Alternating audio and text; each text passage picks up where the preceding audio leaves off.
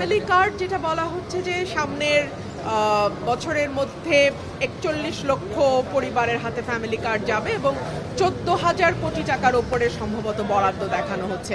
আপনি যদি সেটাকেও হিসাব করেন যে আমাদের ১ লক্ষ টাকার উপরে যেখানে আমরা সামাজিক সুরক্ষা বলছি, সেখানে মাত্র ১৪,৫০০ বা এরকম কোটি টাকা কার্ডের পেছনে, যেটা আপনি বললেন সামাজিক সুরক্ষা কার্ডের পেছনে। সো এটাও কিন্তু অপ্রতুল। এটাও কি খুব বেশি আপনার মনে হয়? খুব বেশি তো নয়। কিন্তু বিগত দিনের তুলনায় তো শতাংশটা কিছুটা বেড়েছে, হ্যাঁ, বিগত দিনের তুলনায় কিছুটা বেড়েছে, তবে একই সঙ্গে আমাদের জিডিপির আকার বেড়েছে। আমাদের জিডিপির আকার এখন ধরা হচ্ছে ৬৮ লক্ষ কোটি টাকা। সো দ্য জিডিপির আকার তো অনেক বড়। সেই তুলনায় আপনি যদি জিডিপির রেশিওতে দেখেন, সেটা খুব বেশি আসবে না। বারবার ধর্ণা দিয়েও কিন্তু এই সরকার কোনো ঋণ অ্যালটমেন্ট পায়নি, কোনো ঋণ তাদের দেওয়া হয়নি।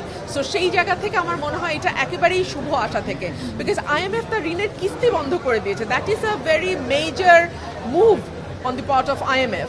সো সেই জায়গায় আমার কাছে মনে হয়েছে যে এটা একেবারেই শুভ আশা থেকে করা হয়েছে।